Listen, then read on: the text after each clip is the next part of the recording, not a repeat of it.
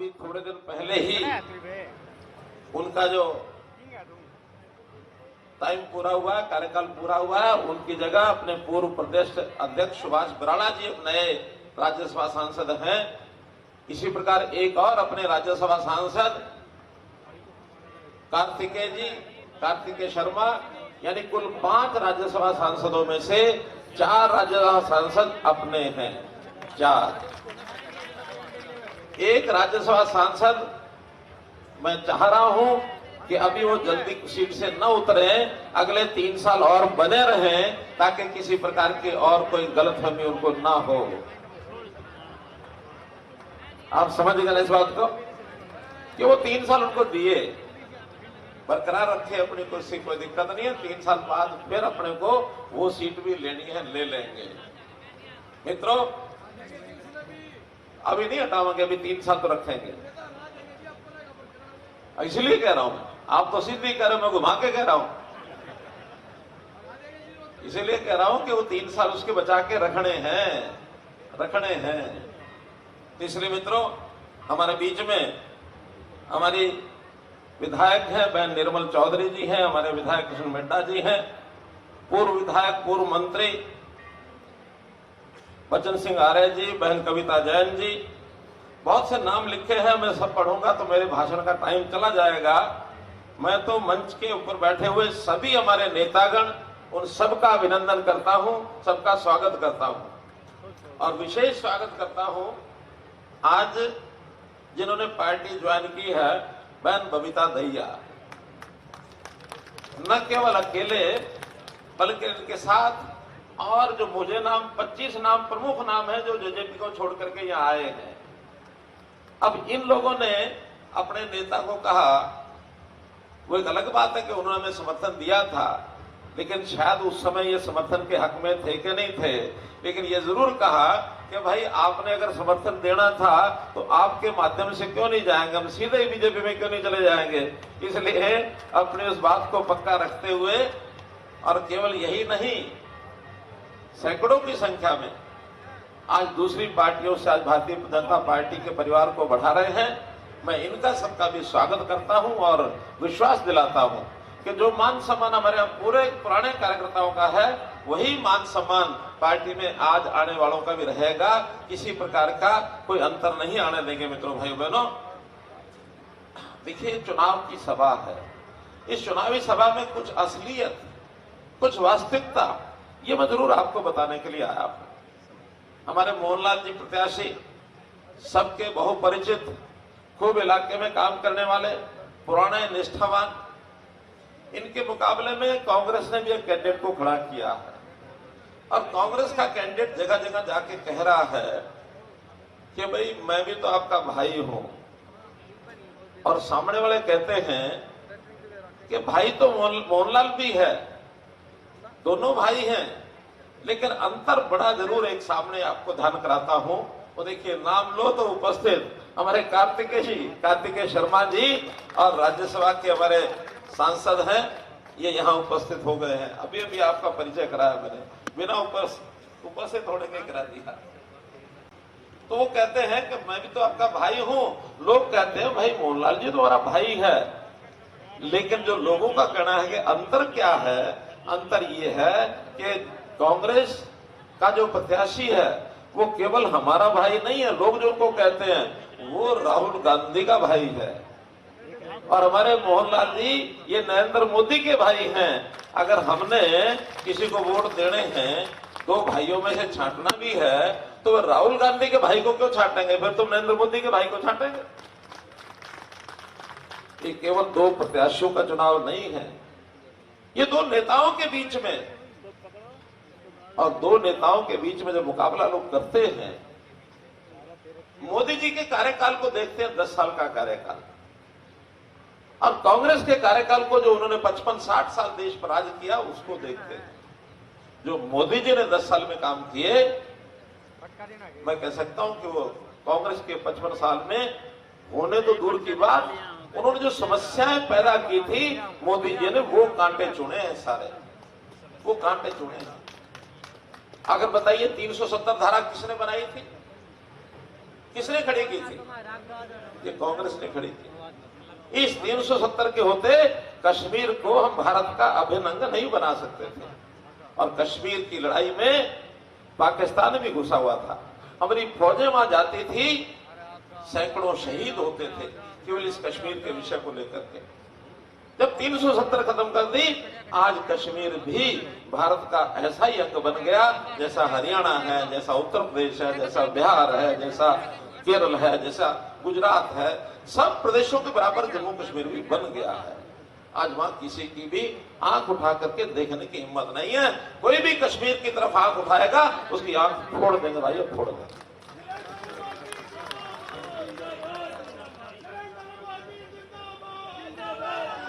कांग्रेस के रहते हुए इस देश के कब टुकड़े हो जाएं, टुकड़े टुकड़े गैंग उनके जो है वो सक्रिय हो गए थे। देश के बीचों बीच एक गलियारा बिहार से लेकर के और केरल तक नक्सलवाद का गलियारा यह खड़ा हो गया था। नक्सली सक्रिय हो गए कि देश को इससे दो बांट देंगे। मोदी जी के आने के बाद सबने देश के कानून को मानना शुरू कर दिया है और नक्सलवादियों ने आत्मसमर्पण करना शुरू कर दिया है कि देश अब एक रहेगा, देश के बंटने का कोई भी खतरा आज नहीं है।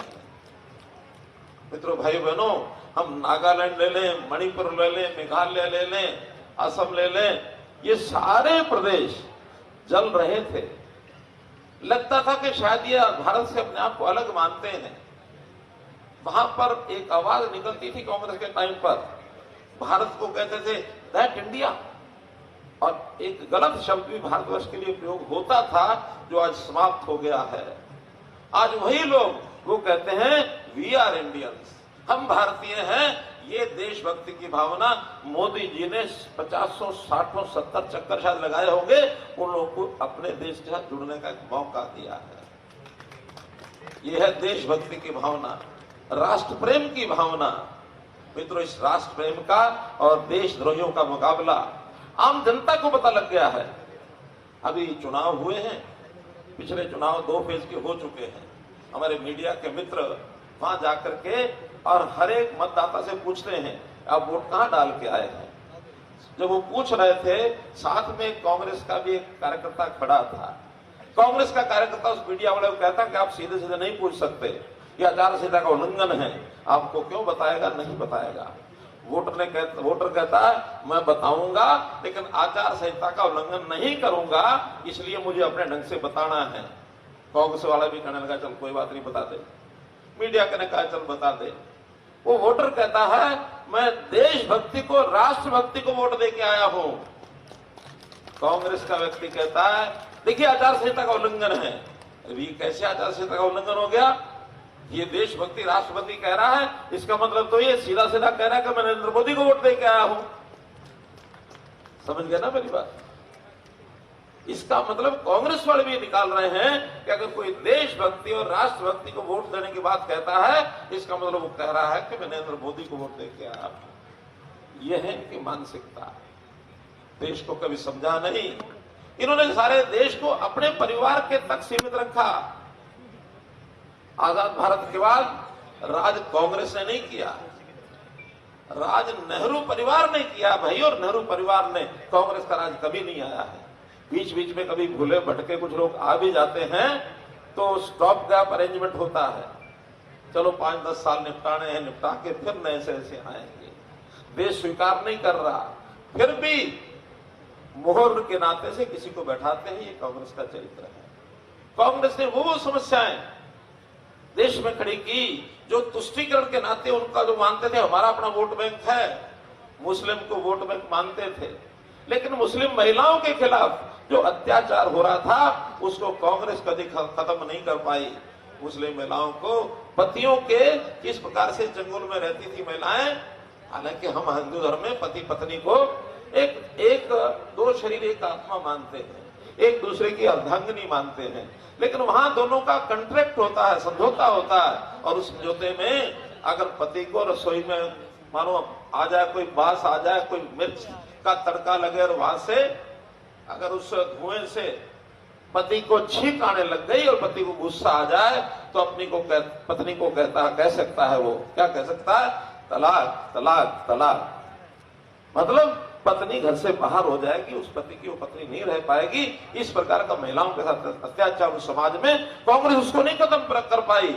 आखिर उसको भी खत्म करने के लिए, क्योंकि मुस्लिम महिलाएं, वो बहनें, वो भी इस देश की, हमारे समाज की अंग है, 3 तलाक का विषय एकदम समाप्त करके उन मुस्लिम महिलाओं के प्रति भी अन्याय का भाव ये देश के प्रधानमंत्री नरेंद्र मोदी जी के मन में रखा है।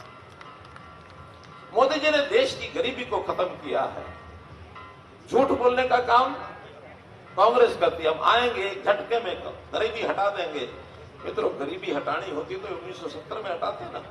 1970 में इंदिरा गांधी इसी नारे पर राज में आई थी, गरीबी हटा देंगे, लेकिन गरीबी हटा नहीं सके। आज 10 साल में मोदी जी ने, ये रिपोर्ट है वर्ल्ड बैंक की, नीति आयोग की, कि भारत के 20 करोड़ परिवार गरीबी रेखा से ऊपर निकल आए हैं, गरीबी रेखा से ऊपर आए हैं। आखिर तो ये तथ्य हैं, कोई ऐसा नहीं बनावटी बात नहीं कर रहे, ये तथ्य हैं, एजेंसियों के तथ्य हैं। ये लोगों ने आके अपने घोषणा पत्र में, इनका घोषणा पत्र का कोई भरोसा नहीं है, क्या ये बोल जाए, क्योंकि उनको पता है कुछ भी बोलो राज तो आना नहीं, ना 9 मन तेल होगा और ना राधा नाचेगी। ये कहावत है। बहनों को इसलिए कहता हूं कि उसमें जो कि राधा का नाम आ जाता है, इनको बुरा न लग जाए, वो कहावत है। उस कहावत के अनुसार इनको राज नहीं आना है। झूठ बुला लो कितने, हम आएंगे, महिलाओं के खाते में 1 लाख रुपया हम जमा कराएंगे साल का। जो हमारे बेरोजगार नवयुवक हैं उनको 1 लाख रुपए साल का जमा कराएंगे। अरे हिसाब किताब थोड़ा सा पढ़ लिख के आते, गुणा भाग में 0 लगाना तो कोई दिक्कत नहीं आती है। ज्यादा ढोंचे का पढ़ा नहीं आता तो न सही, टेढ़े का पढ़ा नहीं आता तो न सही। हम पुराने जमाने के लोग ये सब जानते हैं, लेकिन आज 0 का हिसाब लगाना नहीं आता। आपको पता है कि देश में कितनी ऐसी गरीब महिलाएं और कितने ऐसे बेरोजगार नौजवान होंगे?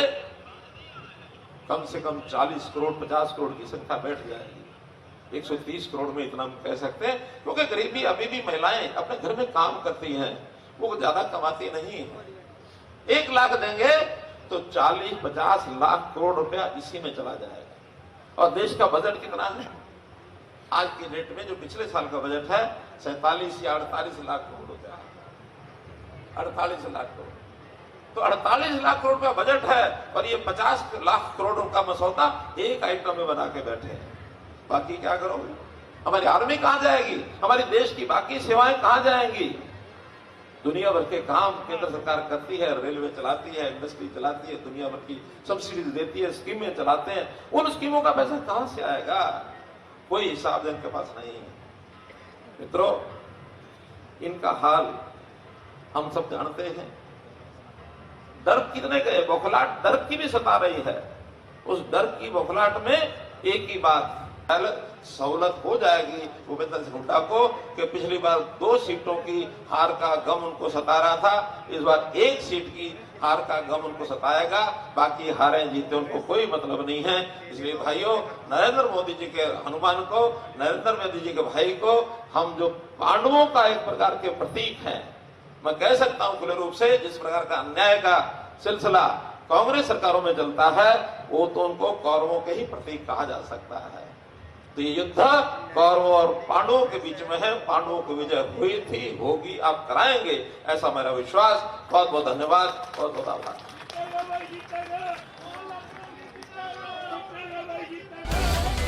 बड़ी खबर सामने आ रही है, बड़ी खबर का रुख करेंगे। ये बड़ी खबर आपको बता रहे हैं, सोनीपत में बीजेपी की विजय संकल्प रैली का आयोजन हुआ और इसमें पूर्व सीएम मनोहर लाल ने शिरकत की और कहा कि कई दलों के लोग भारी संख्या में शामिल।